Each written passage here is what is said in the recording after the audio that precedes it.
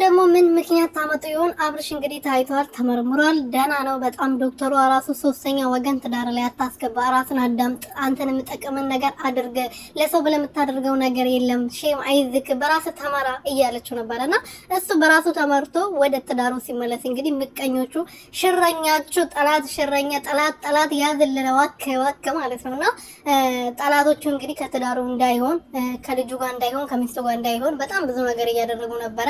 ግን ደግሞ በመጨረሻም እንግዲህ ሄዶ ተመርምረዋል፣ ደህና ነው ተብለዋል። አሁን እግዚአብሔር ይመስገን ወደ ራሱ ተመልሷል። ዶክተሯም ደግሞ እየመከረችው ነበር፣ ሶስተኛ ወገን ወደ ትዳር አታስገባ፣ ጫጫታ አያስፈልግም፣ ለትዳር ክብር ይኖርክ እያለችው ነበር። እና ይሄ ሁሉ ደግሞ ያየችው በሚዲያ አይታ ነው መቼም አይደለም። እውነተኛ ደግሞ ከሆነች ዝም ብላ አይደለም የምትናገረው። ሰላም ቤተሰቦቼ እንዴት ናችሁልኝ? እኔ በጣም ደህና ነኝ እግዚአብሔር ይመስገን። በያላችሁበት ሰላማችሁ በዘት ትርፍርፍ ይበልልኝ።